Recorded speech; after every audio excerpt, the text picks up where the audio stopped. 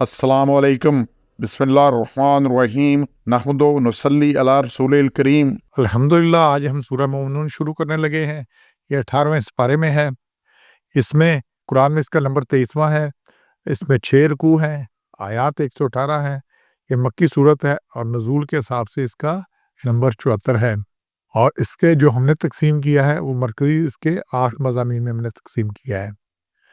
अब इसका जो नाम है वो पहली आयत से माखूज़ है, जिसमें ईमान वालों की सिफ़ात बताई गई हैं।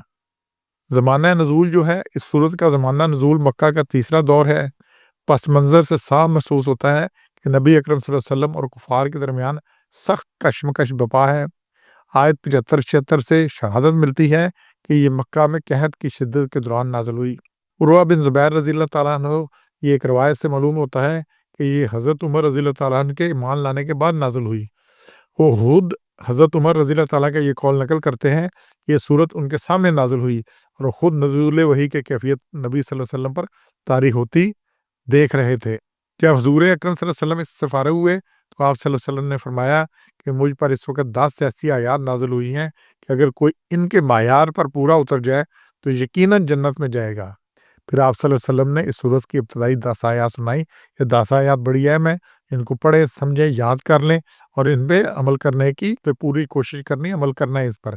जो मौज़ू और मुबाहिस इसमें आए हैं इस सूरत का मरकज़ी मज़मून इत्तिबा रसूल है और सारी सूरत इसी मरकज़ के गिर्द घूमती है।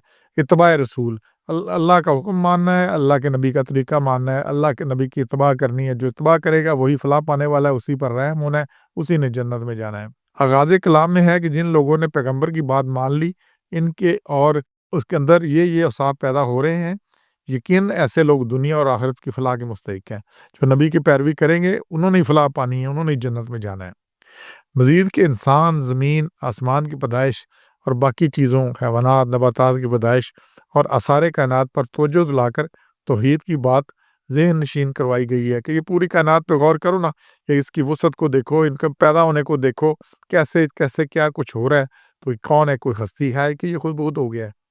और बताया गया है कि पैगंबर सल्लल्लाहु अलैहि वसल्लम भी यही बात कर रहे हैं। फिर अंबिया इकराम के किस्सों से ये बात समझाई जा रही है कि नबी करीम सल्लल्लाहु अलैहि वसल्लम पर एतराज़ात और शुबहात नए नहीं, बल्कि कदीम जाहिल भी यही एतराज़ात करते थे। और तारीख पर नज़र डालकर देखें कि एतराज़ात करने वाले बरहक थे या अंबिया इकराम। फ़क्र ने क्या साबित किया कि फ़िरौन ठीक था या मूसा अलैहिस्सलाम ठीक थे, नमरूद ठीक था या हज़रत इब्राहीम अलैहिस्सलाम ठीक थे।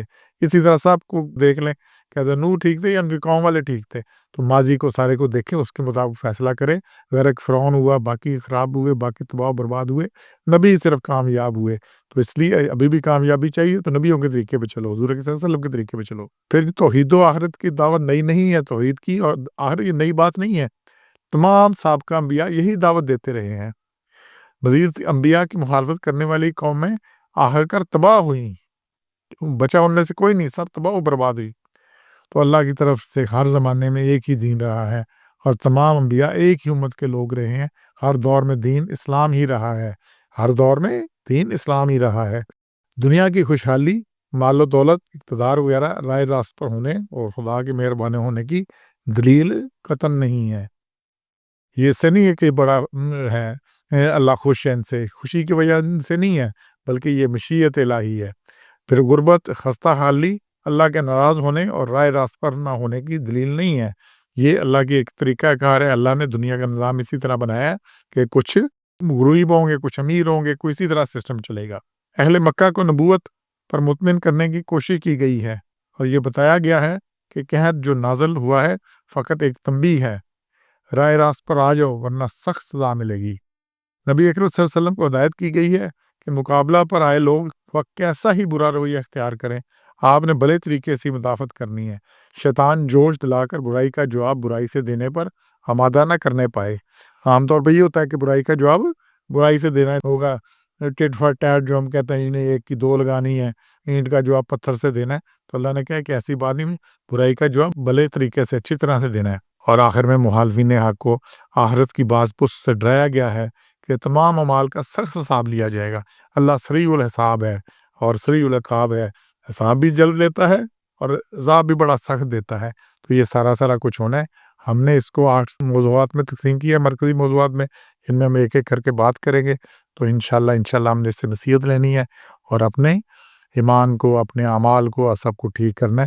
اور یہ جو پہلی 10 آیات ہیں اس کے اوپر پورا اترنا ہے اور روز چیک کرنا ہے ان 10 آیات کے اوپر، اپنا ایک ٹک لگانی ہے کہ میں کہاں پہ کھڑا ہوں.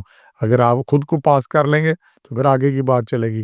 اگر خود کو ہی نہیں کر سکتے تو پھر کسی نے کیا کرنا ہے. سبحان ربک رب العزت عما یصفون وسلام علی المرسلین والحمد للہ رب العالمین.